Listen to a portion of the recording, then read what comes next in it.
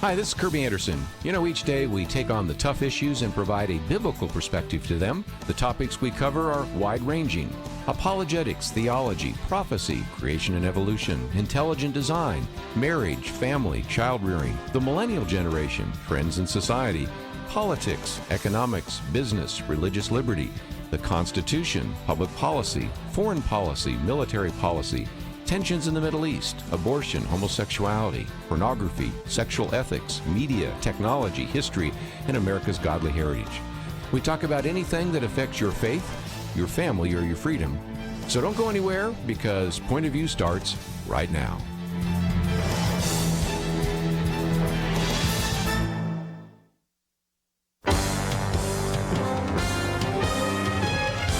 Across America, live. This is Point of View.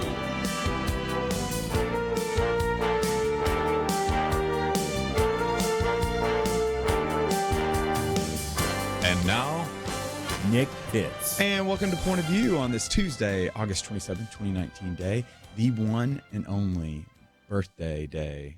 That's redundant. For Lyndon B. Johnson.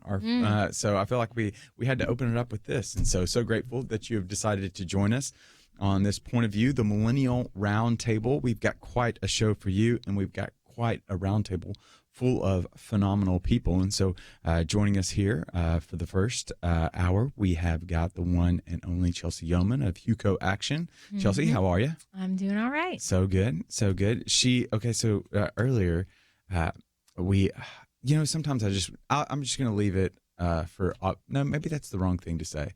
I was going to say that you were eating that mac and cheese, and I can still smell it, and it's making me so hungry right now.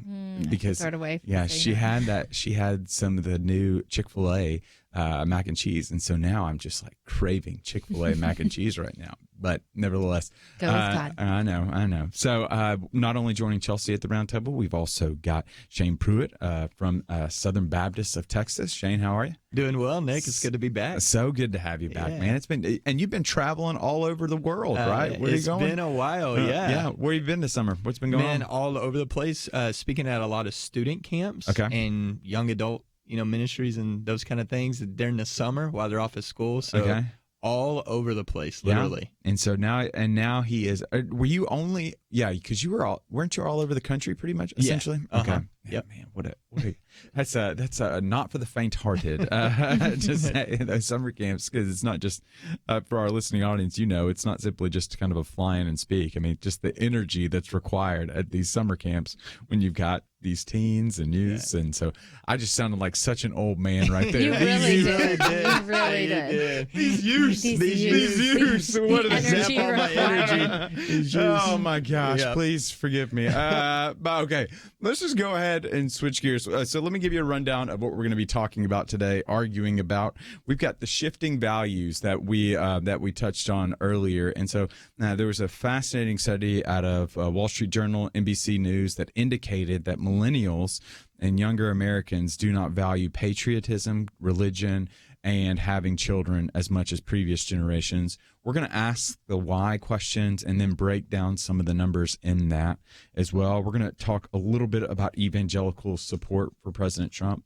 If you were listening to the show yesterday, you knew that I interviewed Jonathan Merritt. We talked about how there's some openings right now among evangelicals that are still unsettled around President Trump. How some Democratic candidates are beginning to hire outreach directors for their campaigns. Specifically, you've got Mayor Pete Buttigieg as well as Senator Cory Booker have hired faith outreach directors. And so the question I'll be interested in asking and hearing from the roundtable as well as from you all is, what are those issues, or what's that reticence rather that keeps evangelicals from supporting President Trump? Or what are the issues that need to be addressed to be able to win evangelical support, might be the better question to ask. Then we'll also be talking about turning churches into carnivals, which is probably one of the greatest pictures you can look up on Google Image right now. Churches and carnivals. I found one of an older priest that was taking a slide in the midst of this huge cathedral down. It was just a fascinating picture. So we'll be talking about that a little later on in the show, and we'll also be talking with you. We'll be taking some of your questions, some of your comments. and some of your phone calls. And so you can do that in one of two ways. You can go to Point of View, or actually you can go to facebook.com/pointofviewradio. And what you share online, we'll try to get to over the air. And so you can share that in the live video box, or you can call in 800-351-1212. And then we'll try to take some phone calls as we continue through today's show. But let's jump into it. So let's go to this new Wall Street Journal, NBC News survey finds that the values that Americans say define the national character are changing as younger generations rate patriotism, religion, and having children as less important to them than did young people 2 decades ago. A change is going to come, and a change has come. So let's look at some of these numbers. You got patriotism. 85% of Americans over the age of 65 are, quote, extremely, close quote, or, quote, very patriotic. Among millennials, that number is 50%. Okay, so that's a 35-point drop difference. Regarding religion, 34% of millennials consider themselves religiously unaffiliated. Among boomers, that is 17%. So it's more than, it's about half, or it is half rather. And then concerning children, 48% of millennial women were moms between the ages of 20 to 35. Among boomers, that number was 58%. But perhaps the better age thing to look at from having children is the average age of the first-time mother. Chelsey, what would be your guess for the average age of the first-time mother in 1972? Oh, in 72? 72. Oh, gosh. That would have been like, I'm going to go with 23. 23? I would say 25. 21. Oh, Yeah, that does not surprise me. Wow. No, that does not. My grandma called me on my 21st birthday. My Nana, love her dearly. She's with the Lord now. But she said, she's like, what are you doing, Chelsey? And I was like, well, I'm a young life leader and I'm dating someone. I'm going to law school, like doing God's work, about to graduate. And she said, well, Chelsey, none of that means anything if you don't have a husband to share it with. That's just the mentality. Nana was sassy. So she meant it in love. She always kept me on my toes. But like, that does not surprise me that, the number is that. And so today, the first-time mother, so if we said 1972 was the average age of the first-time mother in 1972 is age 21 years old. Today, that number has jumped up to 26 now. And that's very different though. Lower than I actually expected. Yeah. So if so it's fascinating. I did some research on this. And so if you're in the city though, that number jumps up to upwards of 30. Yeah. So it's very fascinating. And so I want to know, Chelsey, we'll start off with you and we'll come to you, Shane, after it. Why do you think there's been this shift in values among millennials regarding patriotism, religion, having children? You can take either one or all of them. Okay. So the one thing, those are all very different institutions, but the one thing they might have in common besides, I'll just say it, is that they're institutions, right? So we're in an age where millennials are really rejecting institutions. And there's probably a lot of reasons for that. I think everything comes down to the heart and discipleship, frankly. So the reason to have a family and the reason that is good is because God said marriage is a tool for sanctification, and out of that, like, you have children, and that He creates children, and that they're a blessing, and they're He says, fill your quiver with the arrows that are your children, and there are blessings to come. He says that your offspring are blessings. So we know if you're being discipled, that the family unit is the most important institution aside from the church and your relationship with God.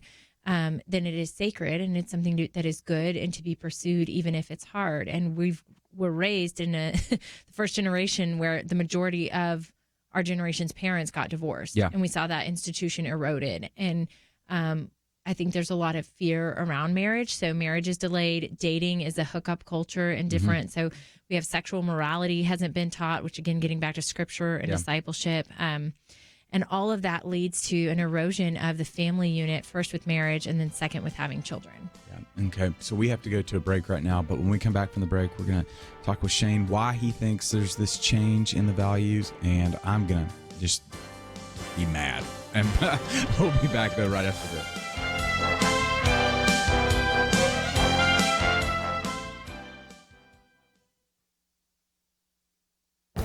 This is Viewpoints with Kirby Anderson.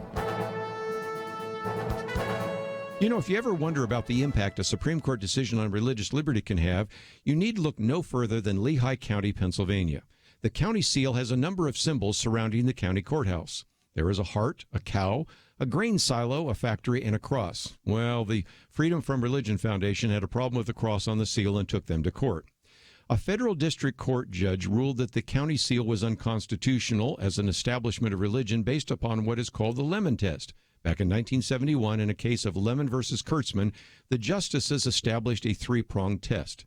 They needed to have a secular purpose. The act should neither advance nor inhibit religion, and there should be no excessive government entanglement. The judge therefore ruled that the county seal failed to pass the Lemon Test. There is where the latest Supreme Court case comes into play. The justices ruled that the Peace Cross in Bladensburg, Maryland, was constitutional and did not have to be torn down. Moreover, 5 of the Supreme Court justices agreed that the Lemon Test no longer applied to monuments, symbols, mottos, displays, and ceremonies. Well, it didn't take long for this precedent to be applied. The decision concerning the Lehigh County seal was on hold at the Third Circuit Court of Appeals. Judge Thomas Hardiman cited the Supreme Court decision and ruled that the seal of Lehigh County is constitutional and can remain. It's worth mentioning that Thomas Hardiman has been on President Trump's short list of potential Supreme Court nominees. 2 judges that were on that list, Neil Gorsuch and Brett Kavanaugh, now sit on the Supreme Court, and so we may hear more from Judge Hardiman in the future. I'm Kirby Anderson, and that's my point of view.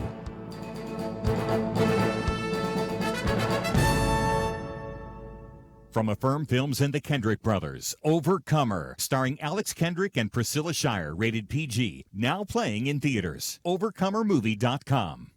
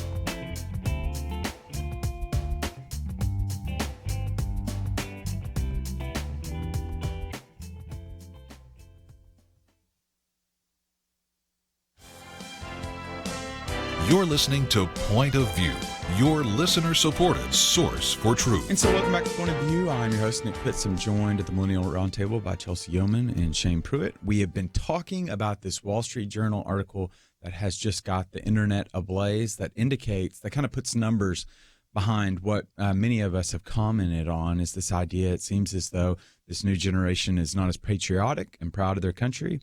They're not as religious as they used to be, and just there's obviously a lack of children.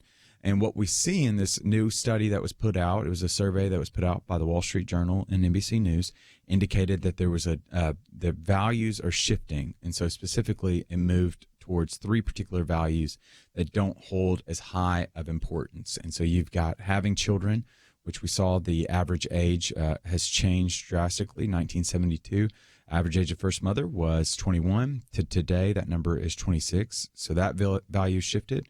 When it comes to religiously unaffiliated individuals, that number is 17% for boomers. It is 34% for millennials. And when it comes to this idea of patriotism, 85% are extremely or very patriotic. If you're above 65, then that number for millennials is 50%. And so Chelsey talked a little bit about the family being the why as to why we're seeing those families shaped. And so, Shane, what say you? Yeah, Nick. First of all, man, this is very interesting. You know, I think we could probably talk about this for the rest of our time. I plan on it. I think when it comes to patriotism, I almost feel like that one's kind of even a separate issue than religion and having children, because I think patriotism has been almost made a bad word. Yeah. So people just want to stay away from it. So I almost feel like if boomers and millennials sat down with each other and describe their values to one another, they may have more common in that area than they realize. I think it's just millennials Gen Z want to stay away from the word patriotism because it's been taught to be kind of a bad word. I think when it comes to the valuing of life and children, and I think when it comes to religion, family, having kids, all those things, I think a lot of it is being taught this whole world is about you and really the greater value of yourself, self-esteem. I mean, think about it. You've been told your whole life, believe in yourself, follow your heart. Yeah. To each their own, share life, do with it what you want. And I think sometimes we think having kids gets in the way of that. Religion gets in the way of that. And because what's interesting in that same article and some others that have come out since then is it says 30% of millennials, Gen Z, says religion is very important to them, which is the lowest in U.S. history. But 78% says living a self-fulfilled life is very important to them. And I think that's where we as Christians, that's the area of threshold that we need to cross over to communicate, is really to see a self-fulfilled life is going to be in believing in someone outside of yourself. Yeah. I completely agree. There's a robust conversation that's going on right now in conservative political circles about the delineation between the idea of a nationalist and a patriot. And so there's a huge conversation going, and I think it's a worthy conversation. I'm not going to wade into it here. Rich Lowry is representing one side. Jonah Goldberg of National Review is representing the other side of that. I think that's a really rich conversation. One of the things that I'm not frustrated by, well, I guess to a certain degree am, because I think it's really easy for us to point back. And I've been frustrated because when I've seen it, even among friends on the media, they continue to move around the family and not identify the family as the primary, not problem, but as the primary transmitter of values. And when you don't identify this as family, but simply you point blame at the schools are teaching my kids all these issues, like, I think schools have always had an ideological agenda, but that stretches all the way back to John Dewey in the early 20th century. Like, Dewey was influencing, but that wasn't changing those values. But one of the things that has changed is the unwed family and this idea. So cohabitation rates are at skyrocket levels right now. That almost more than 50% of marriages that happen today, they're cohabitating before they're actually getting married. When you look at what was happening in a previous generation, and if you look at 1972, it was in single digits, the number of children that were born into unwed families. Today, that number is at 41%. 41% of children that are born today are born into unwed families. Notice what, so I called this in my daily briefing, I called this the Woodrow Wilson phenomenon. When Wilson was campaigning for office, he promised to, quote, to make young gentlemen of the rising generation as unlike their fathers as possible, close quote. So the reason why, but you have to remember the context in which Wilson was running for office. This was a time when there was the advent of mechanical transportation, communication. So many things were changing, and Wilson knew the nature of the nation was changing, and he planned on leading that change. Today, Wilson is gone, but so are fathers that are gone today, and so that the 40%. And so when family falters, our values shift. The research clearly concludes, and I'm pointing to individual like George Will. He's got a great new book out called The Conservative Sensibility. And what he says is that, quote, family serves as the primary conduit for the transmission of values, and no system of public education and training can completely neutralize this form of inheritance. Yes, I think there might be something that's going on with the schools. Yes, I think there might be something going on the college campus. Yes, there might be something going on. I mean, even with the Boy Scouts, for goodness sake, they're wading into the culture wars. But at the end of the day, when the family falters, values shift. And I think it's just natural. Right. So I've really two things to say about that. First, one of the most illuminating statistics I've ever read on the importance of the father in the family unit is there was a study that showed the single greatest predictor that a child is going to remain in church and be faithful to the Lord is not whether their mom took them to church or both parents took them to church. The single greatest factor was whether their father took them to church. Yeah.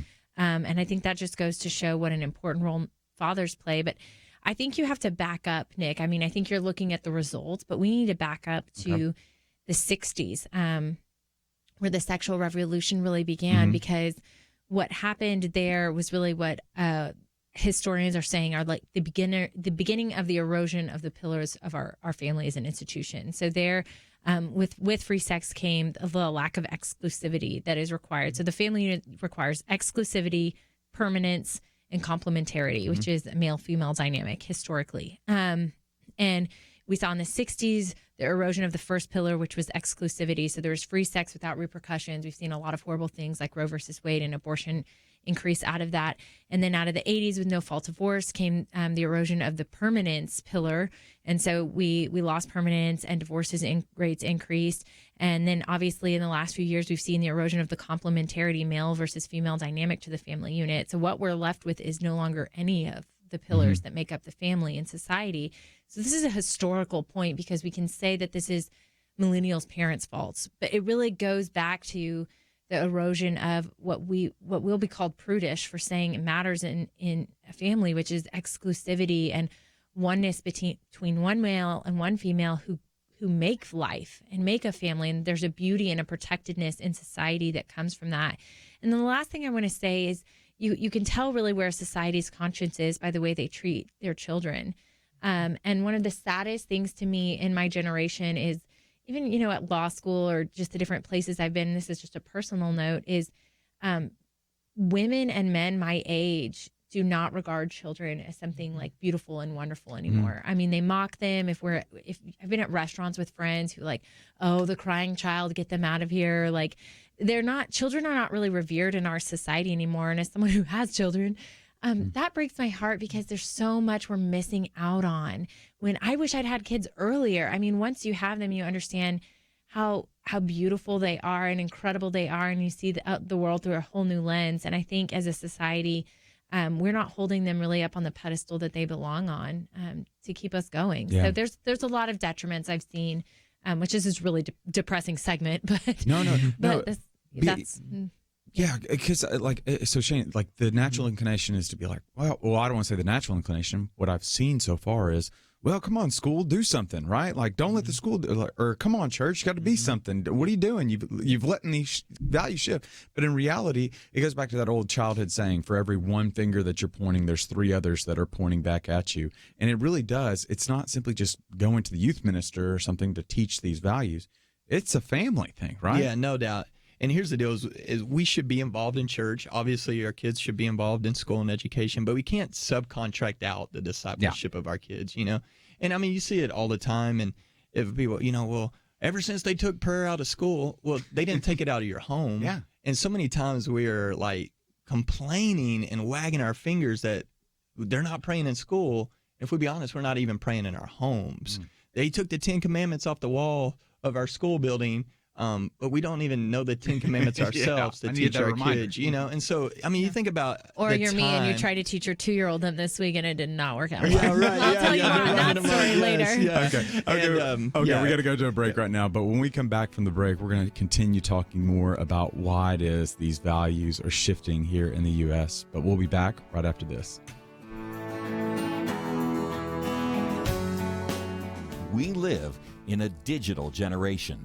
Point of View is reaching this often overly plugged-in generation with truth. You can keep up with us 24 hours a day using your phone, your tablet, your laptop, or your desktop. Search for the Point of View Radio Talk Show on Facebook, where you can keep up with today's issues, learn about current and upcoming guests by liking us on Facebook. Also, follow us on Twitter. Our handle is @PointOfViewRTS. That stands for Point of View Radio Talk Show. Learn, interact, make a difference with Point of View using new media. And here's one way you can make a big difference. Help us increase our reach by spreading the word among your friends. Share a Facebook post. Tag us in a tweet. With enough joining us to plant seeds, we'll see a tremendous harvest. Come on, it only takes a minute. Search for Point of View Radio Talk Show on Facebook. Point of View RTS on Twitter, and subscribe to the Point of View Radio Talk Show channel on YouTube. Learn, interact, share. The Point of View Radio Talk Show. Point of View will continue after this.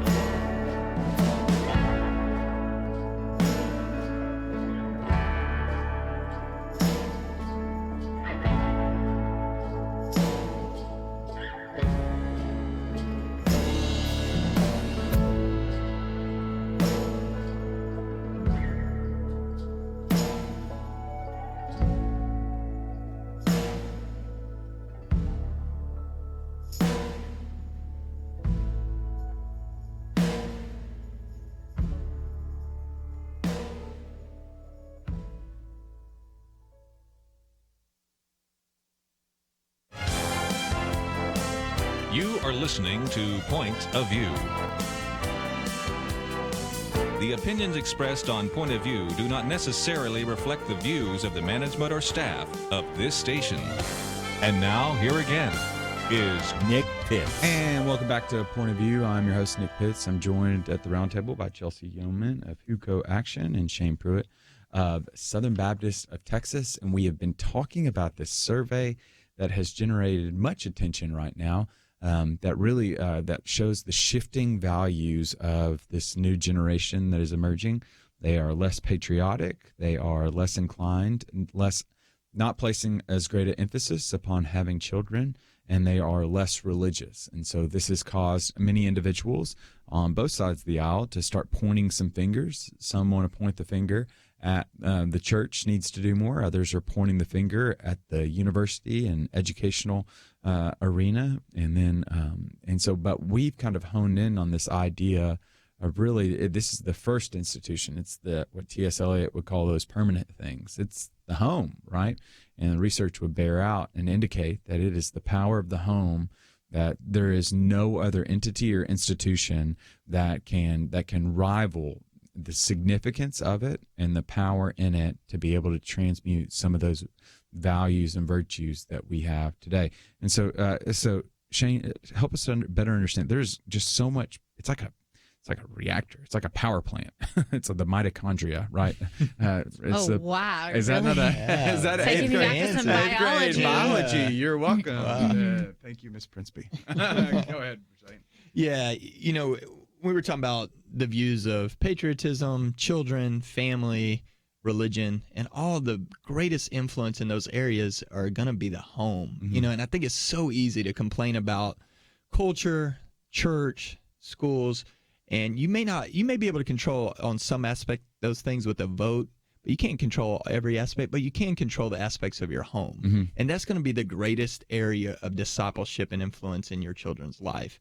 And I think, in fairness to some, and a lot of times the reason we don't have parents discipling their kids is because the parents have never been discipled themselves. And, during the break, Nick and I, we were talking about this very thing. And I shared during the break that I was a student pastor for 6 years before the role I'm in now and traveling and speaking those things. But I was a student pastor. And if I could go back and say, what is an area of that ministry I regretted, is not doing enough for the parents. And I think if I could go back, Nick, I would have probably split my time right in half, 50-50. 50% pouring into the students, the other 50% pouring in and equipping their parents. Because at best, the church is going to have that student for an hour, 2 hours a week. And there's a whole lot more hours in the week that they're going to be with their family. Yeah. And I think equipping the parents to equip their own children. Yeah, it really does. It's just one of the things that I'm just boggled by is the reality. Like we're all hungry people that are looking in search of bread right now, and I think you really do hit it on the mark right now. Just because you have a lot of parents that, again, especially some of the younger parents today, they were a part of that divorce culture, and so they themselves have seen kind of the brokenness that comes from the home. And then in turn, you're seeing it's almost like it's kind of like a fire hydrant that's just kind of flailing water out. You don't really know where to go about how to put the thing underneath control right now. And what we found is that there is always something that's going to fill the vacuum of power. And in turn, you're just seeing a variety of things that are starting to sprout about. And so they're not having children, but you're seeing the power of pornography starting to captivate many individuals. You're starting to see cohabitation that is on the rise. When it comes to this idea of being patriotic, there's just this great envy that's coming for the Venezuelas of the world, and socialism we're starting to see the rise of. Or when it's religion, we're not even religiously affiliated, but we're kind of like the people at Colossae, right? Like we're syncretistic. We just got a variety of different beliefs that we're holding on to. But I really want to hear from you, listeners. And so we're going to open up the phone lines right now. Why do you think our values are shifting right now? Do you think it's the family, or do you think it's more of the education system? Do you think it's more of just peers, like these just kids are just way off? Do you think it's more parents? Do you think it's the church that's kind of gone off and is not teaching truth anymore? I'd be really interested to hear your opinion, or your opinion on these shifting values. Because Chelsey, when I think about it, so that phone number is 800-351-1. I can't believe y'all don't know our phone number. 800-351-1212. Again, that number is 800-351-1212. Yeah, Chelsey, I just when I think about some of these, it makes sense though to a certain degree, because if I didn't have my dad and mom in my life growing up, I wouldn't have known the rhythms of like just even being patriotic, of putting my hand over my heart, of being patriotic, of making sure the flag etiquette that we have, of being patriotic, of remembering the sacrifices that were made by individuals before me to get to this particular place. If I didn't have my parents, I wouldn't have gone to church. Even when I did have my parents, I tried not to go to church, right? And so I just attribute a lot, those values are high for me, largely because my parents were so influential to me in my life. And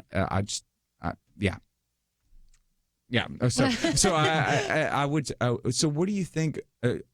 I heard one person had talked about the power of one of the prevalent values that we're starting to see today. Instead of having children, there's this idea of self-care that's starting to fill that void of, instead of sacrificing for another of your own, there's this rise of individuals that want this self-care. And so your thoughts, do you agree, disagree? Yeah, I think we're in a culture that really prioritizes authentic self above all else, right?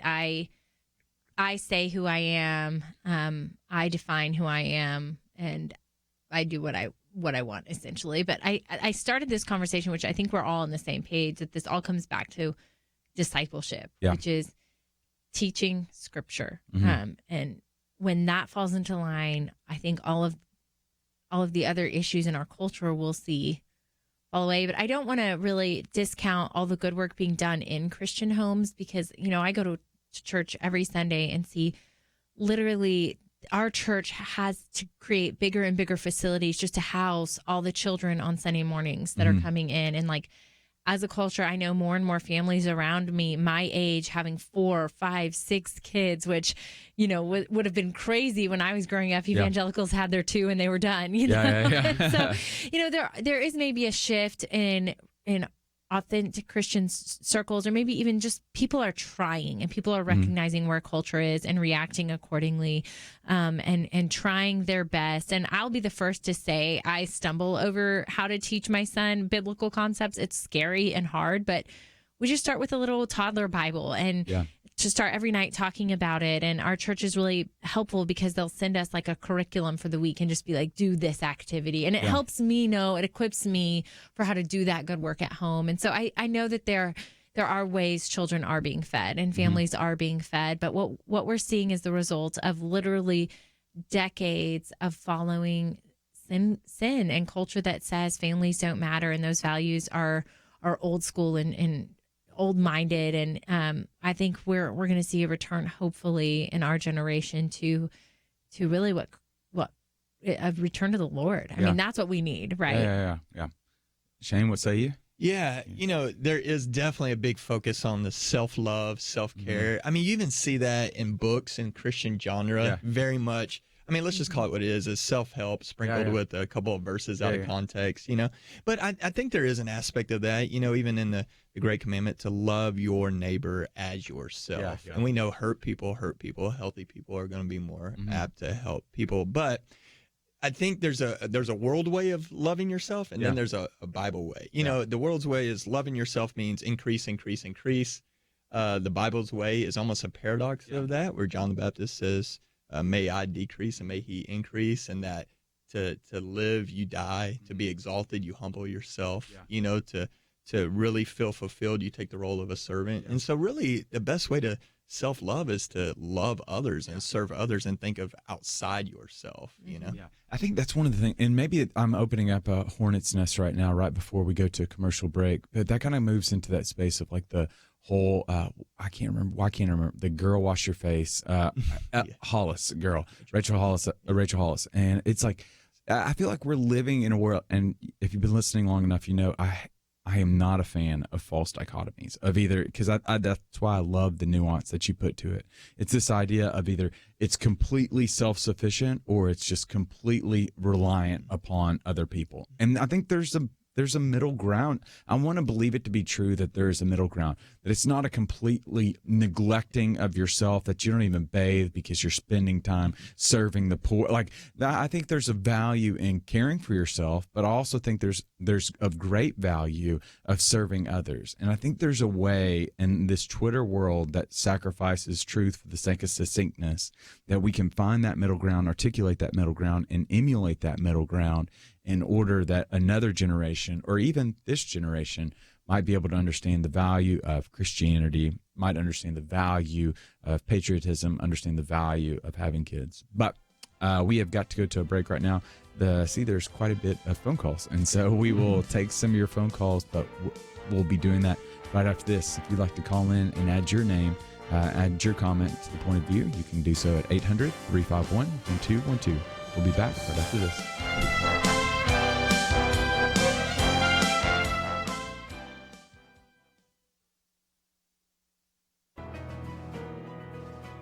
Welcome to the First Liberty Briefing. I'm Jeremy Dice. Tim Gegline and Craig Ostin just released their new book, American Restoration. It's a critical examination of our time and place, recognizing the cultural battles our society faces and proposing common sense solutions to the problems Tim and Craig identify. I'm particularly taken by their evaluation of the state of religious liberty in our country today. There's a recognition throughout the chapter that there's a clash between worldviews, and religious liberty seems to be losing ground. Their solution is simple, yet profound. If we are to restore religious liberty, we must engage, they say. We must be involved. This is a time for a historic flood tide of faithful men and women to get involved in the media, in the culture, and in public policy debates at the local, state, regional, and national levels, unquote. Well, that's both vitally true and should be obvious to any reader paying close attention. But here's the payoff. After calling for involvement at every level, they conclude, quote, "But in doing so, we cannot compromise the core beliefs of our faith if we are to successfully restore America's spiritual formation and God-given freedoms." Compromise erodes freedoms, and that is not less true in the battle for religious freedom. The loss of religious freedom is itself a loss of freedom. And at the same time, the more gains for the free exercise of religion we achieve, the more free our nation becomes. The founders understood that. My friends Tim Gegline and Craig Ostin do too. Perhaps you ought to also read their new book, American Restoration: How Faith, Family, and Personal Sacrifice Can Heal Our Nation.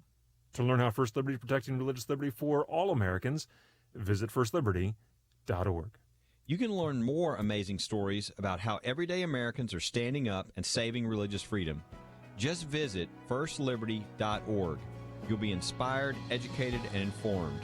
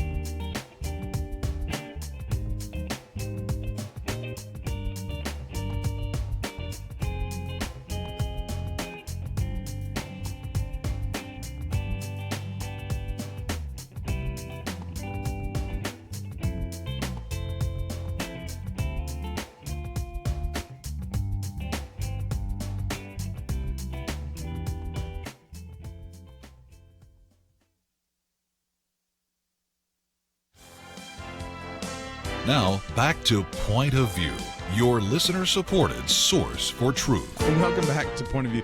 We're like hornets, and we're just in a nest right now, because during the break, it would just seem like... call that an echo chamber. And so, because then it goes back to, what's the role of the church in this? Has the church been silent on this? We don't know. We weren't there. I wasn't there. For the beginnings of these cultural revolutions that started with what I think it started with the sexual revolution in the 60s. Okay. That's where we really saw free sex, birth control. We're having sex without reproduction. I mean, that was the beginning of the erosion. And then no fault of force was in the 80s, which I was like 2, so I do not remember what culture was like then. So maybe our listeners could give us some insight as what they've seen because occur. I wasn't there, obviously, but I mean, I'm not going to give in to the lie that I have to be there to be able to know about it, right? So I think that's kind of part of a political narrative right now that says that you can only speak on certain issues that I'm saying I don't historically know where the church so, was. Like, here's where I'm keen. I'm keen because we've been battling. So, for example, the whole ecumenical movement that is the pro-life movement that united Protestants and Catholics really came together. You have Chuck Colson that's joining together with Timothy Dolan, that's joining together with a number of individuals in the 80s that's really starting this forward push to really be pro-life. But then what we find today, though, is yes, the abortion numbers are decreasing, but there are almost just as many Christians, self-professed Christians, that are getting abortions than non-Christians that are getting abortions. Mm-hmm. And so I do wonder, is it that the church isn't speaking out on these particular issues? Well, let's define church. I'm all about defining our terms because I'm a lawyer. Yeah, so is church big C, church members, the Christian community as a whole, or is church physical ecumenical leaders? I would argue that the most influential point for a church is the Sunday morning pulpit. And so preaching on the Sunday morning pulpit. Would you disagree? Yeah, I think. Okay. Yeah, that's so. Sure. And so, but here's where I also know there was a Barna study that came out that indicated that this was relative to immigration, though. So I don't know if it was necessarily if this would apply to like the pro-life stance or to sexual promiscuity, et cetera. That 11% of individuals that went to church at least once a month said that the pastor influenced their views on immigration. Mm-hmm. And so that indicates to me that, but then this also moves into a whole nother realm of epistemology of this idea that are we influenced by information that we receive, or are we more moral, or are our moral reasonings come from the passions that we have? So this goes back to David Hume that says that we really are, there's a selective bias, there's a confirmation bias, there's a selective exposure, that we're going to do whatever our passions so please, that we're, our reason is but a slave to our passions, and we're just looking for ammunition within the material to be able to justify our actions. Let me take it from a different angle. Okay. So I'm with Human Coalition Action, which is a pro-life advocacy arm of the largest pro-life clinic in the country, or group of clinics in the country serving abortion-determined women. And 40% of women who have an abortion are actively attending church when they choose to have the abortions. And churches, we cannot, for the life of us, figure out how to get in churches engaged on this issue, willing to talk about this issue from the pulpit. Many churches really deeply care about this and support pregnancy resource clinics, and those are the ones I'm excluding from this. For the most part, churches are silent from the pulpit on this issue. And we know from our work at Human Coalition that women who feel like they have a support system and have time to engage that support system when they find out they're pregnant are far less likely to actually have an abortion. So if a woman is in a church whose pastor is speaking about the issues, whose members are willing to help single moms, that they see there's a community around them of church members who love and come around these women and support them and help them get jobs and take care of their children for childcare. If we see churches really being the church on that issue, we do see a decrease in women choosing life. And so that's a side tangent, but it's an example that the church does have an important role to speak out on moral issues, and in that case, issues of life and death. Yeah, but then my question always goes to how much time do we have to give to the pulpit, right? And is it a pulpit issue, or is it more of just creating a community issue within the church? I don't think anything has to be mutually exclusive, though. These don't have to be pit against each other. I think one of the things, like I completely agree with you that it needs to be spoken from the pulpit, but I also am keenly aware of serving in the local church, knowing that you only got 52 Sundays a year, right? And if you've been commanded by God to teach the whole counsel of God. Well, that's what the churches tell us. That's why they don't address the issue from the pulpit. I know. Yeah. And so obviously there's two sides to this issue. And so, yeah. So let's take some phone calls right now. And so let's go over to Harry in South Carolina right now. Harry, are you there? Yes, sir. I'm here. Hey, Harry, what's your point of view? Well, my attention was caught by the comment that was made referring to the 60s, the sexual revolution of the 60s, and the no-fault divorce of the 80s. you may not remember it, but I'm in my late 60s now, and I lived right in the center of it. I went right through it. I grew up in New York City. So it was on. And when that began happening, we began losing everything that we used to know, used to keep society together. The other thing, though, is I noticed that we're talking about the church as a separate entity from ourselves. Do I go to church, or am I the church? Mm-hmm. Biblically speaking, I am. Mm-hmm. And if something isn't spoken of from the pulpit and I see the need, well, I suppose I need to dive in and help where I can, mm-hmm. as a member of the body. But that's that takes time. It takes effort, sometimes sacrificially. So it's not as easy as one thinks. But the other thing was the self-love thing started in the 70s. Again, mm-hmm. I was a baby Christian then, as I might put it. That all started becoming a part of our language in the 70s. I need to love myself, and some have even gone as far as to say, well, I can't love my neighbor unless I love myself. Not the way it was put in the scriptures. Mm-hmm. It says, as myself. If I'm hungry, I eat. If I'm cold, I seek warmth. If it's going to rain, I seek shelter. If I'm sick, I seek treatment, and I like it if someone visits me. And interesting, those are the things that Jesus talks about in Matthew 25. When I was sick, you visited me. When I was hungry, you fed me. When I was naked, you clothed me. It's all of those things are not something. Yes, we should hear them from the pulpit, but we are involved also. We need to do those things. Yeah, Harry, you bring up a really great point. And I think that's where, Chelsey, I think that's where there's like power, right? So I think the pastor can only do so much. He's got 52 Sundays out of the year.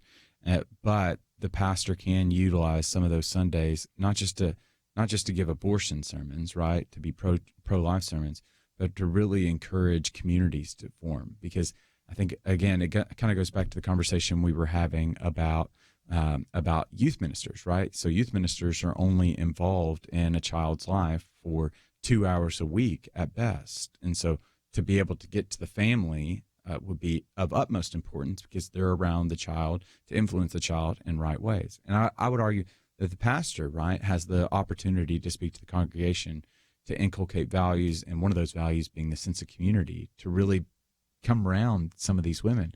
Right. Points to. Right. So I, when I started this, I said we got to define our terms. What is this church? Because I completely agree with our caller that the church is all of us, right? We as a community are a church, and so we send a message as a community to the single pregnant mother.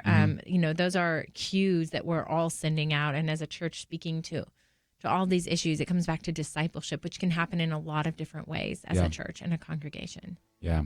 We have got to take a break right now, but when we come back from the break, more on this. And then I'm really interested to get back to evangelical support for President Trump and see what that particularly looks like. And so we'll be back right after this. Is religious freedom still a cornerstone of the republic, or has it effectively been crushed by the forces of tolerance? America needs Christians to be informed and as unified as possible, applying God's wisdom to civic life. Point of view can be a key part of a successful mission. I believe in America. I believe God wants His best for us. We can face whatever the world throws at us as long as we stand together. If you have not signed on, please do it now. Support Point of View Radio today at pointofview.net. Set up your monthly gift by clicking the Truth Team 360 picture and then carefully follow the directions. Pointofview.net. By phone, you can give at 1-800-347-5151. 800-347-5151. Or mail that first donation to Point of View, Box 30, Dallas, Texas 75221.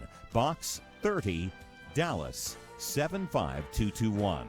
or call us 800-347-5151. Point of View will continue after this.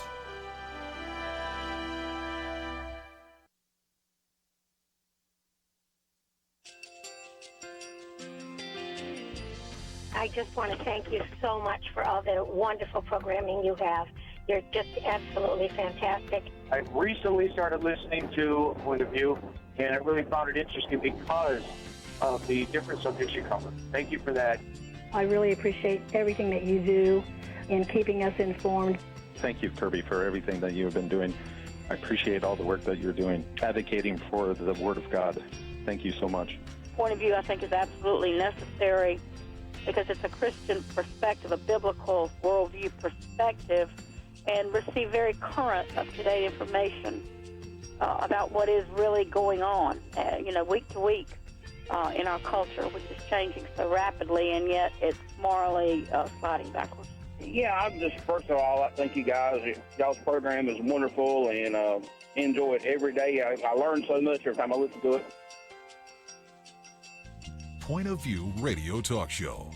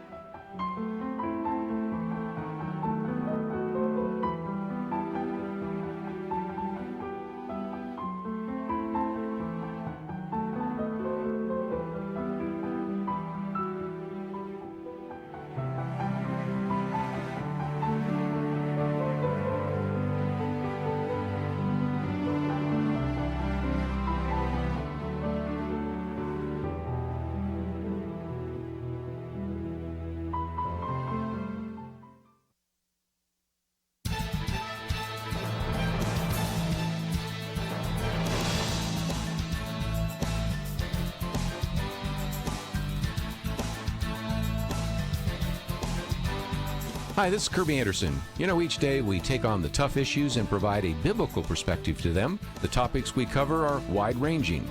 Apologetics, theology, prophecy, creation and evolution, intelligent design, marriage, family, child-rearing, the millennial generation, trends in society, politics, economics, business, religious liberty, the Constitution, public policy, foreign policy, military policy, tensions in the Middle East, abortion, homosexuality, pornography, sexual ethics, media, technology, history, and America's godly heritage. We talk about anything that affects your faith, your family, or your freedom. So don't go anywhere, because Point of View continues right now.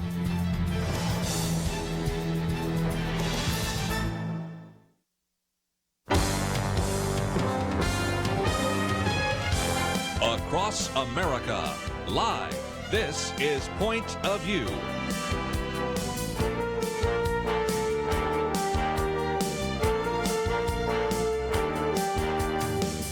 And now, Nick Pitts. And welcome back to Point of View. I'm your host, Nick Pitts. I'm joined at the Millennial Roundtable by the one, the only, the man, the myth, the legend, Shane Pruitt. Shane, how are you today? Doing well, Nick. Man. So having a lot of fun in here, man. Of course. We realized just before we went on, Shane is just, he's pretty much been involved when it's only controversial. So I think there's a common denominator. I think the most likable person that I know and the most genial person is the controversial one. It's never boring, man. Never boring. What a time to be alive. And so during the first hour, we really did hone in on that Wall Street Journal, NBC News survey that indicated that our values are shifting, that millennials no longer value, like boomers, the patriotism, which had dropped by 30+%, not only didn't value religion, which had doubled the religious nuns category of 34% among millennials and 17% among boomers. And then having children, which was the stark number that we pointed to, was 1972. Average age of the first time mom is 21 years old. To today, that number is 26 years old. And so that started us off on. I mean, we went all over the place. There were some that were pointing the finger.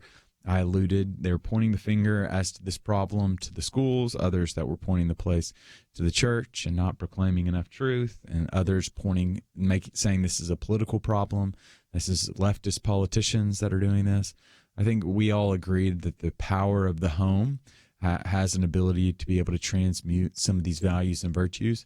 And one of the most stinging indictments between these two generations is the breakdown of the home, being in the single digits of the number of children that are born to unwed mothers in the 70s to today being 41% among the general population. But if you segment that out, there are some ethnicities where it's as high as 60, upwards of 70 percentile that of children that are born today into unwed families. And so, Shane, let's pivot to a certain degree, because I guess if I'm looking for what's the solution to this, so what's the solution to this? Well, the solution has to involve some level of influence, right? That there has to be these influential, informative entities or platforms by which individuals can see their values shifted, in order that they would be, not necessarily that it needs to be cold, hard, and fast, that they have to be patriotic, they've got to be religious, and they've got to have kids. I don't think though you have to necessarily fall into those, but I do think that there is value in those three. And from the Christian standpoint, I'd be really interested. Maybe it's not the false dichotomy, but what do you find to be more powerful, more influential? Is it the community, the small group that a person finds himself in, or is it the pulpit that there needs to be preaching on this? And so, what is it? How do you answer? Yeah, Nick, I love that. So, as you know, I'm a pastor, Christian leader. Love to, I preach multiple times every week in different settings. I think it's both. You can't, if you remove one of those tracks, you're going to derail the train. Mm-hmm. I think the pulpit is so powerful because it is speaking to the family at once. If we say the church is our family, it's everyone hearing the same thing. It is a voice for the congregation as a whole. And we want truth proclaimed from the pulpit. We know that we need to be hearers of the word. James chapter 1, verse 22, we love that. Be doers of the word and not hearers only. So it's not just saying don't hear the word. It's like we need to be hearers of the word, but community is so important, right? So you have some people who want to go to church, hear a great message, throw some money in the offering plate, and then leave. Community is where we get to be doers of the word, and we get to put into action what we've just heard. Yeah. So it has got to be both. If you're going to be a fully mature follower of Jesus, it's got to be community and hearing the word proclaimed. Yeah, so you're preaching on, say the preacher says something on, we'll go with Matthew 22, talking about loving your neighbor as yourself. Well, then how do I come together with the people in my community group that have been influenced by the preacher, but also be spurred on, try to outdo one another in showing honor among my community group to be those doers? And like, how can we creatively think of ways to influence the neighbors? Is that kind of what you're getting to? Absolutely. Yeah. And, and then when you think of the influence in your life, like you should be able to, the leader of your church has been placed there by a sovereign God. Yeah. That leader is there because God says so. So that should be a person of influence in your life. And then in your community, you're influencing, you're spurring on one another to good works. That's why in Hebrews, do not forsake the assembling together. Yeah. That's very important because that is where you flesh out what you've just heard from the Spirit. But here's one of the fascinating things, and this kind of transitions the topic, but it also doesn't to a large degree, is that this article that I posted, or article that was posted rather, that I want to highlight, is the fact that there are churches that are turning into carnivals today. So there are church buildings that, because the individuals, just as we've already seen with some of these numbers, certain they're just not enough money to be able to keep up with the building, and not enough money to be able to hold on to the building. And now, granted, we know that that the church isn't a building, but rather it's the people in the building. But what we're finding is that there are churches that are losing their building because they can no longer afford it. Here's some recent research. It says that there are more than 1,400 religious buildings for sale in the U.S. right now. In the past 5 years, more than 6,800 religious buildings have been sold. Some are sold and others are repurposed as well. So when you hear numbers like that, and from your vantage point of being an individual that travels quite a bit, does that shock you that there are churches that are kind of, to a certain degree, going out of business or losing their building? How does that fall on you? Yeah, not at all. Some of our statistics show, just in the Southern Baptist Convention alone, that roughly 2 churches close every day. Wow. When you think about that across the nation. Wow. And so church revitalization is such a big work for us and a big focus. So church planting, church revitalization. Hey, how do we take this congregation that is struggling, that has been in decline, they're trying to discover their future? But I can say this, Nick. Never once have we suggested put in a roller coaster. That's your problem, my man. Never once have we suggested, you know what this place needs? Some bumper cars. We need bumper cars and we need some putt-putt. I mean, who doesn't love putt-putt? If there is a pastor out there that can't make a sermon illustration on a putt-putt golf course about how you can get a hole, there's only one way to Jesus and there's only one way to this hole. See what I just did there? I mean, we can keep on going if you'd like. I can promise you the reason your church is in decline is not because you don't have a slip and slide. There's greater, deeper issues than that. But we've got to go to a break right now, but I do want to pick back up on this issue because it does. One, I'd really, from your vantage point, Shane, I want to be able to talk about, is there value in a building, one, and what is that value in a building outside of the monetary influence? And then 2, man, that is an alarming number that 2 churches every day are closing down. And so what does that say to our culture? What does that call us to as those who are following after Jesus and are faithful members of local churches in our communities? And so we have got to go to a break, though, but we would you can add your voice to the conversation. We'd love to hear your point of view. You can do so as to what you think about so many churches that are losing their building by calling in at 800-351-1212. And that number is 800-351-1212. And we'll be back right after this.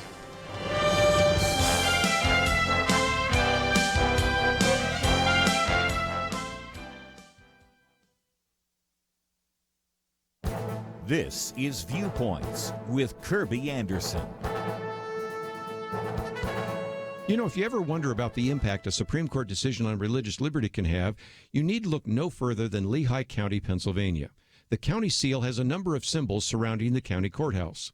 There is a heart, a cow, a grain silo, a factory, and a cross. Well, the Freedom from Religion Foundation had a problem with the cross on the seal and took them to court.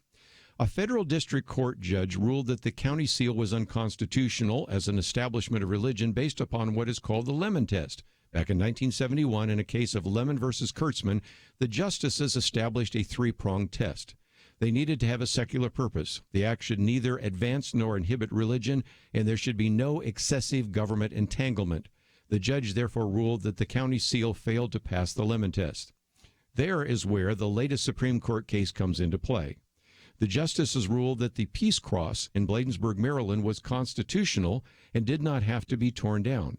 Moreover, 5 of the Supreme Court justices agreed that the Lemon Test no longer applied to monuments, symbols, mottos, displays, and ceremonies.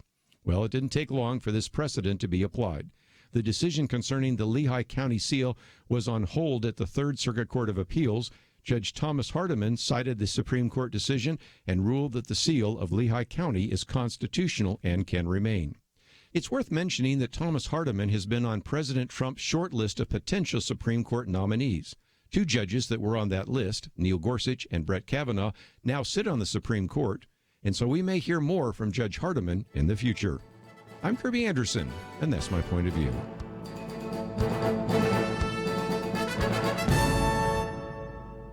From Affirm Films and the Kendrick Brothers, Overcomer, starring Alex Kendrick and Priscilla Shire, rated PG, now playing in theaters. Overcomermovie.com.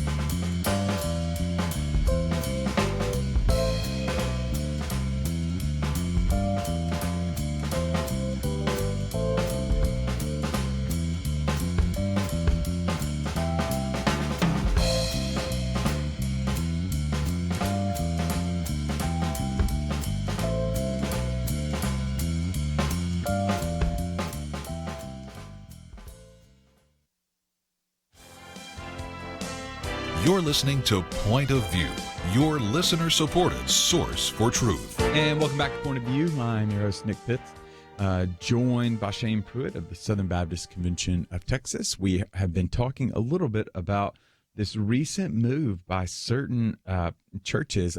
Shane, I can't get that number out of my head. The idea that 2 churches close every day here in the U.S. Yeah. That is unreal. Yeah. And then a whole nother scary statistic is when you start looking at how many pastors leave the ministry on a weekly basis. Oh, my goodness. Do you have that number on the top of your head? No, I don't. I don't want to misquote it, yeah, it's sad. Okay, so because we're talking about, there was an article that showed that certain churches are turning their cathedrals into carnival rides, into putt-putt, and like it's just a really interesting article that, but then there's numbers that substantiate it, because I think sometimes we can see some of these are just clickbait articles. They're just outliers. They're not really representative of the sample, and you're like, okay, that's one church and in one state, and there's millions of Christians in the U.S. But reality is, I mean, what Shane said, 2 churches every day are closing in the U.S. Now, the numbers I pointed to is there's more than 1,400 religious buildings that are for sale right now in the U.S. Over the past 5 years, 6,800 religious buildings have been sold. There was a fascinating study out of the University of Pennsylvania that found that older urban churches, 89% of total visits to these buildings were to take part in something other than worship. Isn't that so not being sold off, but just being repurposed and turned into museums of some sort, and that nearly 90% of the beneficiaries weren't church members. But here's a fascinating study, though, before we get to the question and then start taking some phone calls, because I know there's a strain of thought, Shane, there's a strain of thought that says, well, There's no value in the building. We can just meet underneath a bridge, for goodness sake. It doesn't matter. The value is the people and the open proclaiming of the word of God and the dispensing of the elements, right, of the bread and the juice. But here was a fascinating study I found that it said that 13% of teenagers attribute a visit to a church building in their conversion experience. There was something sacred infused in the structures. That there was, whether it was art that was on the building, whether it was a portrait that was hung in a particular room, there, and it goes back because again, it goes back. I think we kind of fall into this, and I'm not trying to be wishy-washy and always in the middle, but I do think that sometimes we can fall into a line of thinking that we don't need to spend an elaborate amount of money. We don't need to give anything to a church building, or we need to give everything to the church building, but the research does indicate that, I mean, that's a significant enough number, Shane, that it would indicate that there is value in the building. Now, the building's not worth everything, but the building is worth something. Thoughts? Yeah, no doubt. And I think it's how you approach the building. Is the building the church? And the answer is no. I mean, we discussed that earlier. The church is the people, but the building is a tool to be used for kingdom expansion, for the glory of God. And I mean, you even see that in Acts chapter 2, a great principle there of the gathering together and scattering back out. When you see that in Acts 2, where it says they would gather at the temple and then they would break bread in their homes. And so there is an aspect of gathering together, even in a building, and hearing the word of God proclaimed, encouraging one another to good works, and then going back out and doing that. And, and then I don't even think there's necessarily anything wrong with saying that church is fun. I think sometimes we get so scared of that. Like, oh, church is fun. That's not a holy thing to say.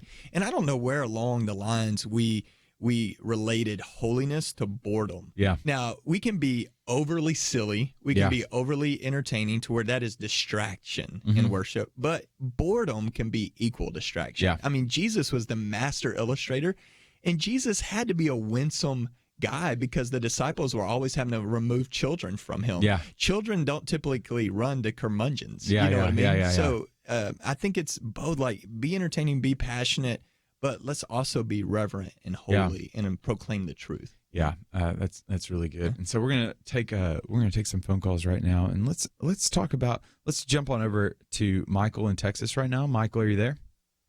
Yes, sir. Hey, Michael, what's your point of view? Oh, I've been to a couple different types of churches. I've been to the churches that meet in homes. I've been at churches that meet outside in the yard. I've been to some that have every type of game, rock climbing, basketball court, indoor, outdoor fun, and sometimes it almost seems like a carnival. But it's almost to the point now with society and kids and technology that it's without it, it's hard to get people in the door. If you can't keep the kids entertained or the people entertained, they don't see a need to come. And it's getting to where biblical truth and learning and growing is not near as important as releasing endorphins and having fun. Yeah. And I found benefits in both. I found benefits in just a straight deep worship and a Bible study, and I found the benefits of getting 200 or 300 kids together at one time to have a good time and have some fun. But I think there's got to be a healthy balance between both. When it becomes more about play and not enough about learning, it becomes a problem. Yeah, completely agree. Completely agree, Michael. There does need to be that healthy balance for sure. Let's go on and jump on over to Dave right now. Dave, are you there? Yeah, can you hear me okay? Yeah. Yeah, okay. Hey, couple of comments. One, as a preface comment, the reason I listen to the point of view is because what they've done is it's rather unique, and I think it's absolutely imperative in a day like that we live. First of all, I can't help but say that a lot of people are coming at life with an 8th grade mentality. So they're not even capable of thinking very deep. That's one. But the thing that point of view does is that they have looked at culture, they analyze it, and then they put it through the lens of the Christian perspective. And so that in and of itself is so rare And I sort of, there's no sarcasm in that statement. Mm-hmm. It's literal that it is rare, including in the church. The church is absolutely guilty here. I've been a Christian for 40 years. I've been to every single denomination known to man, looking for some place that actually will delve into the cultural issues of the day, such as the prophets did. Mm-hmm. Prophet Habakkuk, Nahum, Obadiah. These guys did the same thing. It is very biblical to do what you're doing, mm-hmm. but the church does not do it. And what it's left us with is that 8th grade mentality, trying to analyze, boy, what's happening around us? I don't know what to say to it. Yeah. And so we're not being trained. And so that has been a disaster as far as the Christian influence over our nation. Yeah, I think. And I'll say this as one last statement. If you can look up, I'm going to ask my wife if she'll interject here because I forgot the guy's name, but maybe she will remember it as I'm saying it. There's a pastor in China that just got thrown in prison. And the reason he did is because he called out the sin of the leaders. And so, this is a prophetic message of the church as well. Mm. He's of the early rain church. Mm-hmm. And I'm not sure exactly the name. Yeah, that reminds me. It kind of reminds me. I always go back to this Martin Luther King quote that he says, "The church isn't a servant to the state; it's the conscience of the state." Right, and so it's understanding the church has something to say relative to morality. Understanding the church has something to say because it's built on the teaching of the foundation. It's built upon the teachings of the prophets and the apostles, and is indicative. We have truth to say, and this truth is a what the psalmist would say is a light to our path and a guide and a guide lamp for our feet. And as we're making our way in this world, one of the things that's repeated often in the biblical narrative is that the righteous will live by faith. Well, what does it? The righteousness isn't anything of our own. That's what Jesus has given to us and imparted to us on the cross of Christ. Faith is the gift that he's given to us, and the fullness of life is another thing that he's given to us, and those are gifts from God. And so how do we appreciate some of those gifts? I know we're coming to it's the beginning of the school year, and that many of us are getting gifts, but we're also giving gifts. We're getting all these gifts for new clothes for school, or we're getting these new backpacks, etc. And I think one of the things that you always want to see, whether you're a parent or a child, is enjoyment. You want to see the person that's getting the gift enjoying the gift that they've been given, but also the person that is the one that's receiving the gift. Not only you want to see satisfaction, but you also want to see them taking good care of it. So as those that have been given the gift of righteousness, those that have been given the gift of faith, and those that have been given the opportunity to live into the fullness of life, how do we make our way through this world in such a way of understanding that we've got a Father in heaven who stands before us and goes before us, holds all things together so that we might be able to speak truth in love? We'll be back right after this. We live in a digital generation.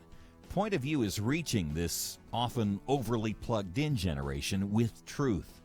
You can keep up with us 24 hours a day using your phone, your tablet, your laptop, or your desktop. Search for the Point of View Radio Talk Show on Facebook, where you can keep up with today's issues, learn about current and upcoming guests by liking us on Facebook. Also, follow us on Twitter. Our handle is @PointOfViewRTS.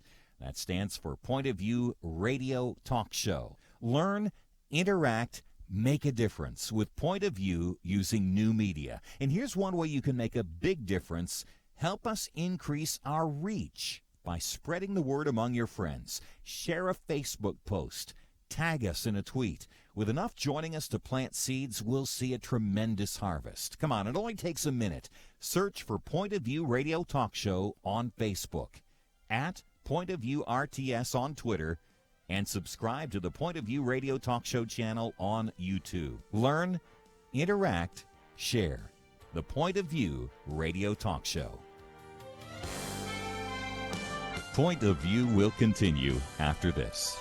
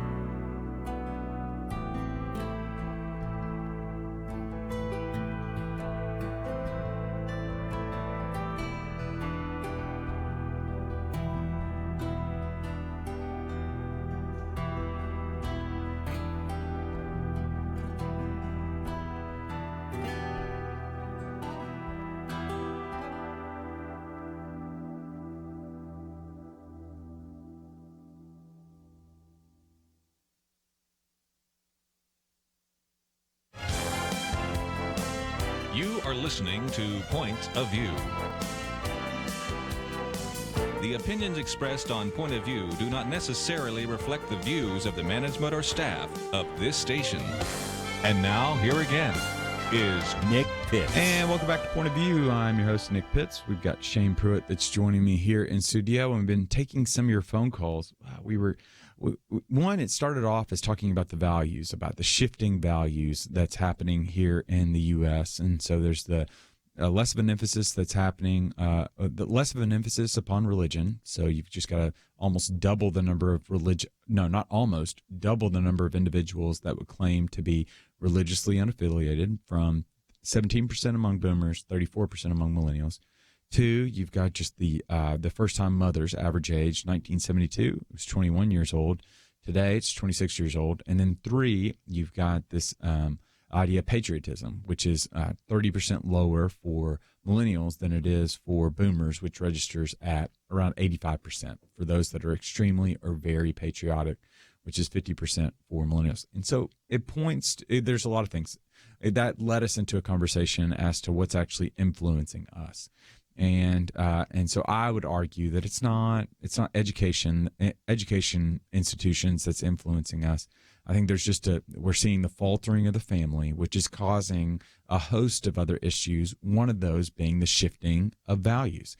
And then we started talking about, we isolated one of those particular values, this whole idea of the church and religiously unaffiliated, which has led us down this conversation as to what's the influence that the church has on the larger culture, one, but 2, what are we leaving on the table, right? Like, I think one of the most illuminating comments, Shane, that you said was this idea of, like, if I'm a youth minister, if I go back, and obviously you can't go back and redo it, but if I'm a youth minister, I'm deciding, okay, I'm going to spend 50% on the parents and then 50% on the kids, because the parents have more of an influence than I will, because I only see them for 2 hours a week.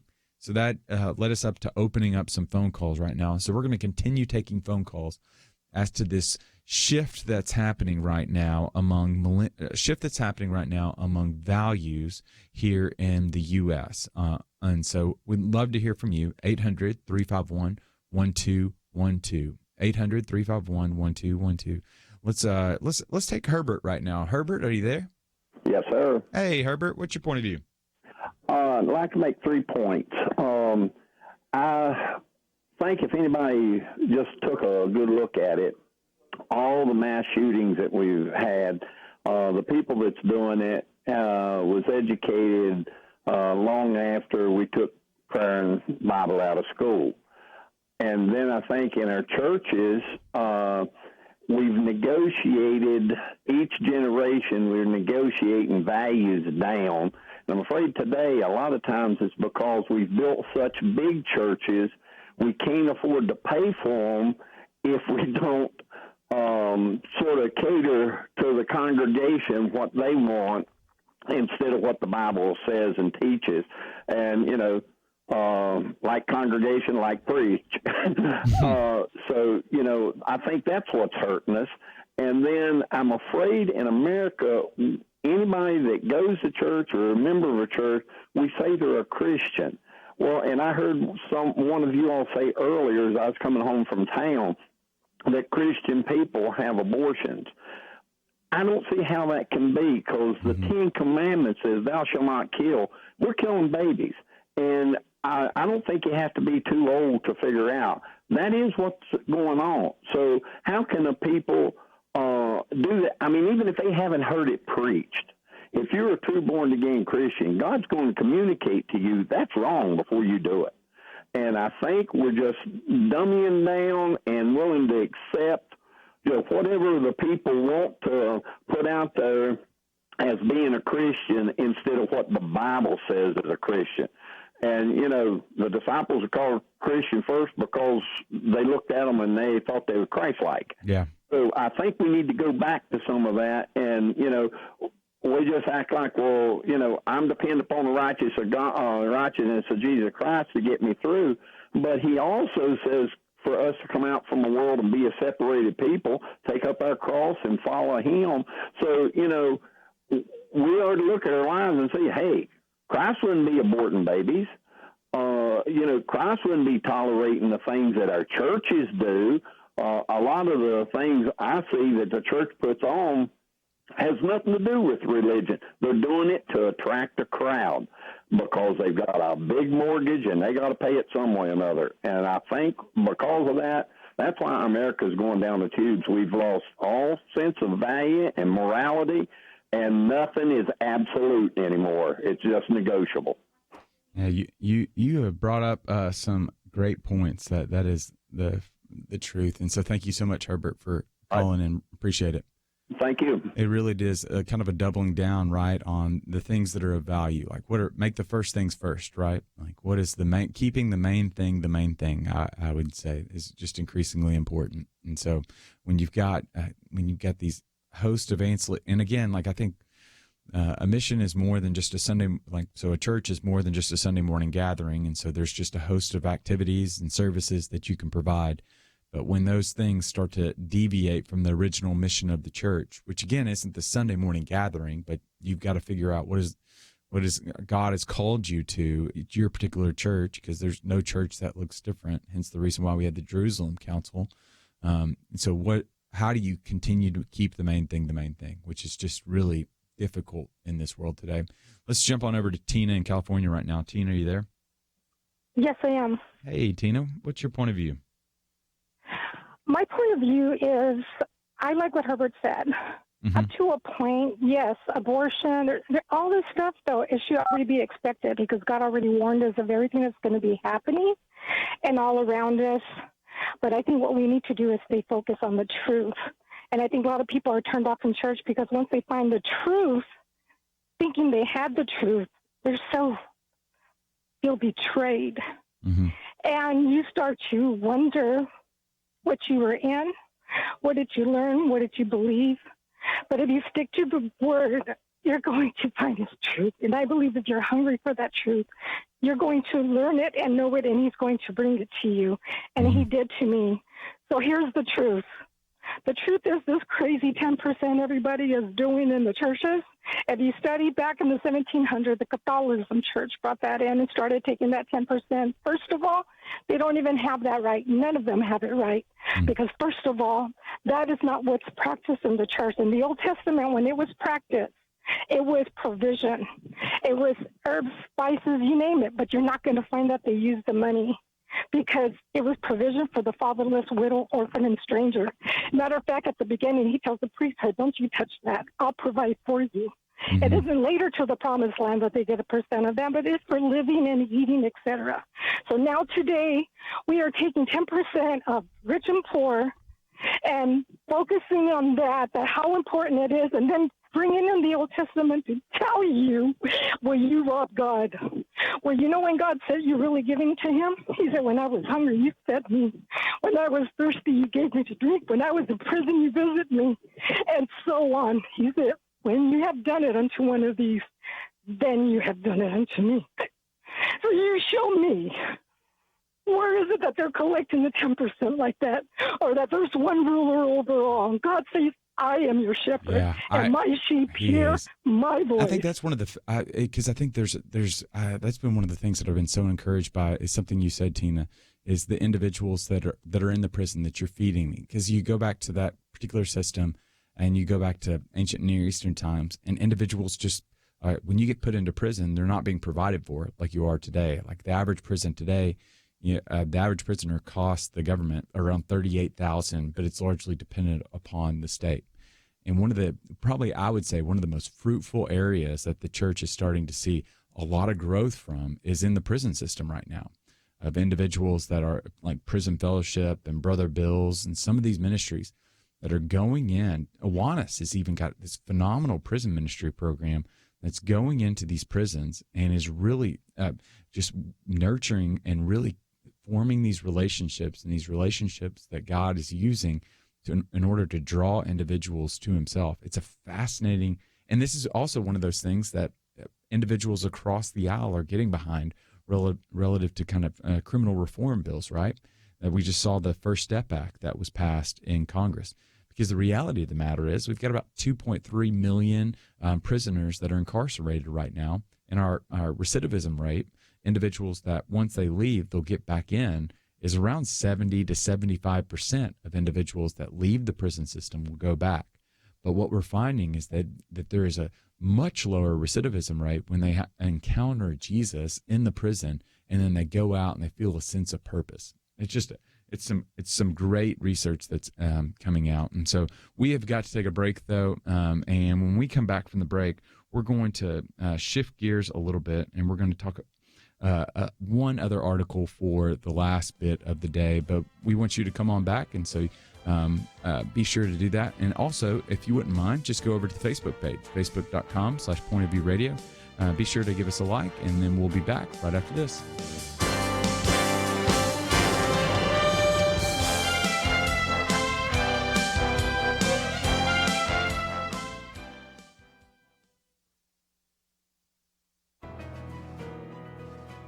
Welcome to the First Liberty Briefing. I'm Jeremy Dice.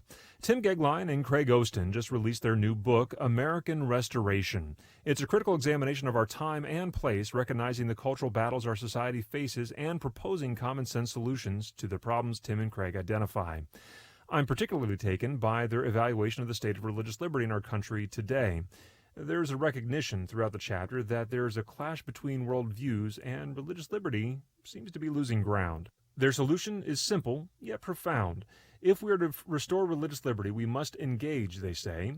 We must be involved. This is a time for a historic flood tide of faithful men and women to get involved in the media, in the culture, and in public policy debates at the local, state, regional, and national levels, unquote. Well, that's both vitally true and should be obvious to any reader paying close attention.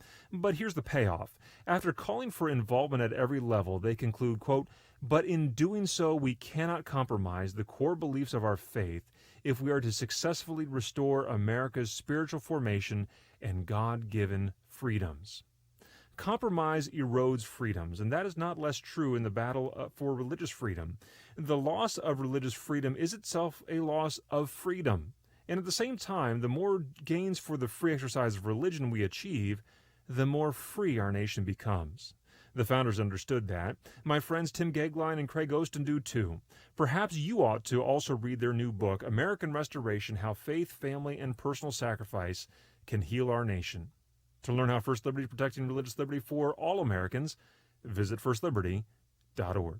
You can learn more amazing stories about how everyday Americans are standing up and saving religious freedom. Just visit firstliberty.org. You'll be inspired, educated, and informed.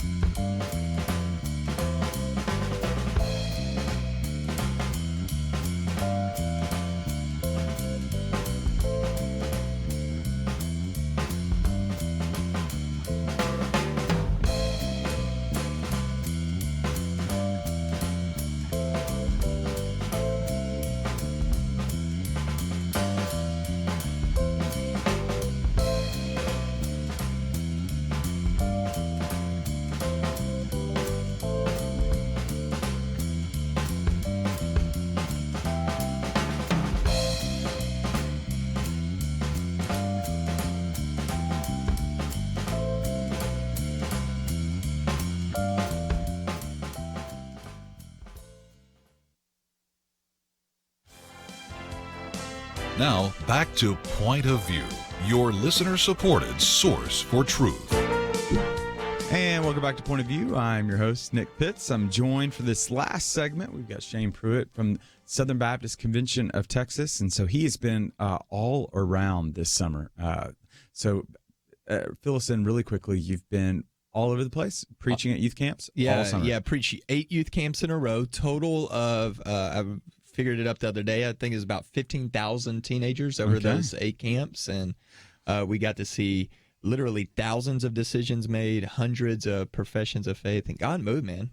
God is doing something really cool with the next generation. I think it's easy for us to go, oh man, the next generation, but I think God's up to something good. What would you say? So maybe this is the deviate. What would you say are the differentiating characteristics of this generation from, say, the millennial generation? Because this is like a Generation Z to millennial. Is there things that you've noticed? Because Are you on the edge of millennial? Or are you Gen X? Some put me in Gen X, and then some put me in You're millennials. A tweener. You're a tweener. Yeah, I'm a mutt. I don't, really fully belong to either one. But as an individual that is keenly aware, so what would you say are some of those characteristics that you found? I mean, delivering to thousands of students this summer. Are the difference between these generations? Yeah, and this sounds terrible, especially at a Millennial Roundtable, but I feel like so many, and of course we're talking in generics. If you talk bad about millennials, I will fight you. Yeah, no, I'm just kidding. Exactly right. Is so many of the Gen Z do not want to be identified with millennials in any form or fashion. They don't want to be perceived as what their older sibling is perceived, or and let's be honest, I think unfairly millennials have been beat up on so much that even millennials don't even want to be called millennials sometimes. And so you see, I think there's an intentional there is an intentional work ethic, and I think there's also a confusion hugely with identity, where sometimes the online persona is even more important than their real persona. That's fascinating. And then the emergence again of YouTube has been fascinating with Gen Z. There was a survey, and I'll have to pull it up to do specifics, but where they said, ask Gen Z, if you could be anything you want to be, what would be your highest goal occupation? And they said to be a YouTube personality. It's like 42%. My goodness. Because I remember when I was a kid, as a police officer, a fireman, but YouTube personality. And then it's funny, my 13-year-old, she will watch YouTube videos of other people playing video games. Wow. Which was wild, because whenever I was a kid, it was Super Nintendo. Yeah. So my dad would be like, get off that video game and go outside.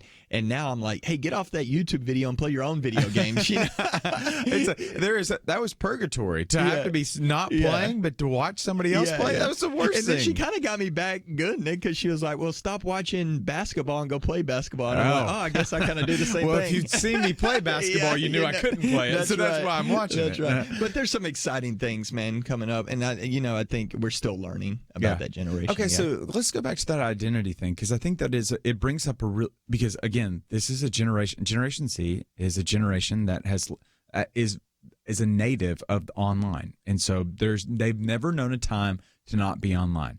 Like I've known a time, maybe a year. I remember when I was in kindergarten, there was not online, but then at first grade there was online, and so that's to a large degree I knew online.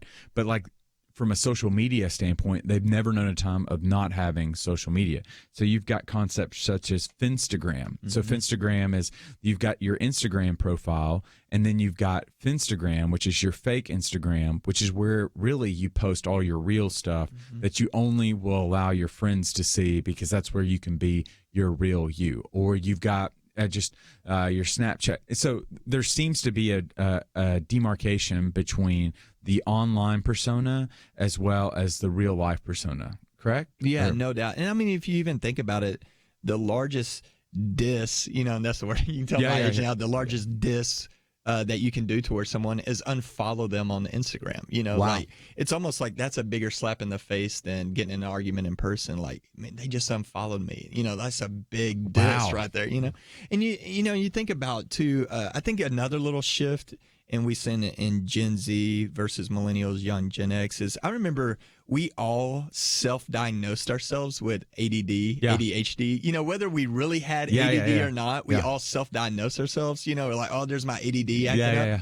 What's interesting is Gen Z's doing the same thing, but with anxiety. Like, they all think they suffer from anxiety or stress or depression. What's interesting is Tim Elmore has done some interesting studies on that, is basically the percentage of screen time you have directly correlates with your struggles in anxiety and identity and depression and those things. And you think about it, now you have a whole generation, and you and I were talking during the break of like, when do you kind of categorize generations, what years or whatever. And you brought up the whole social media thing, and think about it, like there's a whole generation now that has been raised with a screen in front of their face. Think about it, like how many times we just hand a tablet to our kids in a babysitting type of way. And it deeply, I think, affects them deeply in their core. So Jean Twenge wrote a book, Have Smartphones Destroyed a Generation? Or rather, it's an article in The Atlantic, and one of the research conclusions that she finds is that the longer that you look at a screen time, the less likely you're to be happy.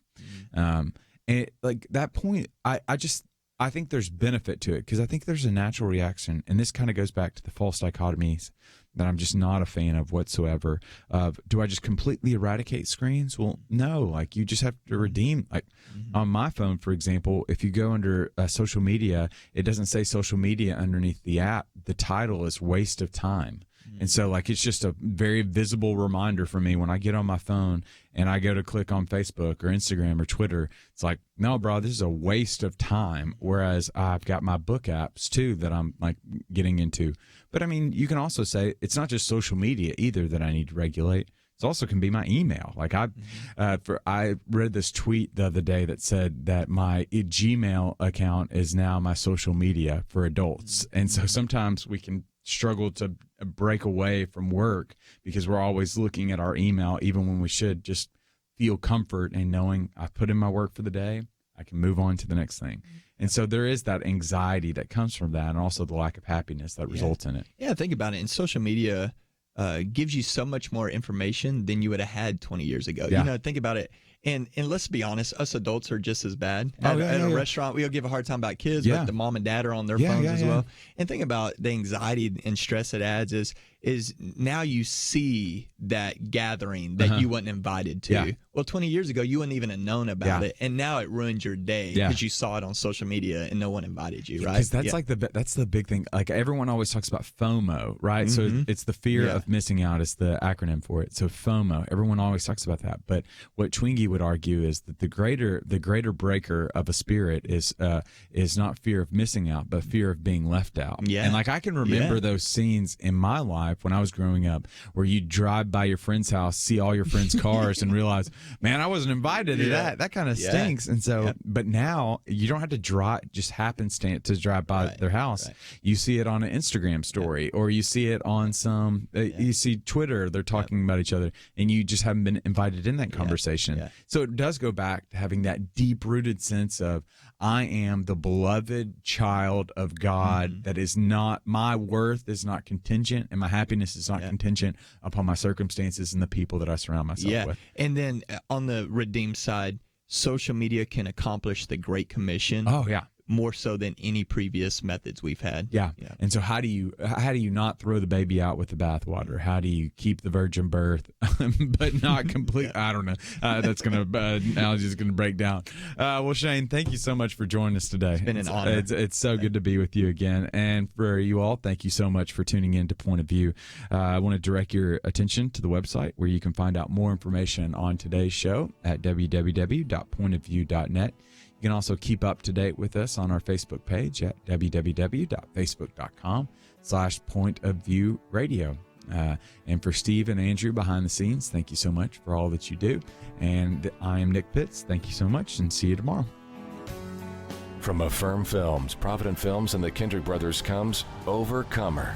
John Harrison is a frustrated coach questioning his value until he crosses paths with a student struggling on her own journey. What have you allowed to define you? When you find your identity in the one who created you, it'll change your whole perspective.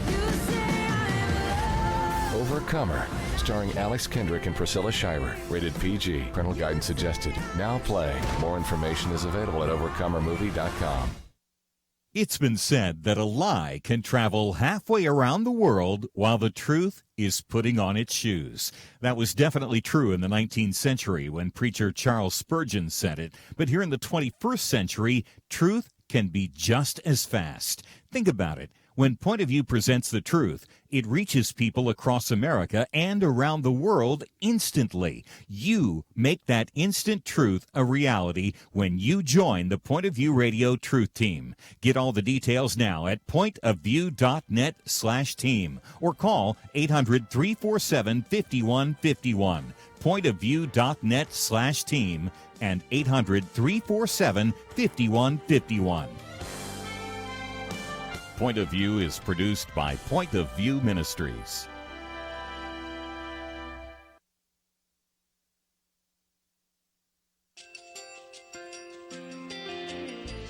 I just want to thank you so much for all the wonderful programming you have. You're just absolutely fantastic. I recently started listening to Point of View, and I really found it interesting because of the different subjects you cover. Thank you for that. I really appreciate everything that you do in keeping us informed. Thank you, Kirby, for everything that you have been doing. I appreciate all the work that you're doing, advocating for the Word of God. Thank you so much. Point of view, I think, is absolutely necessary because it's a Christian perspective, a biblical worldview perspective, and receive very current, up-to-date information about what is really going on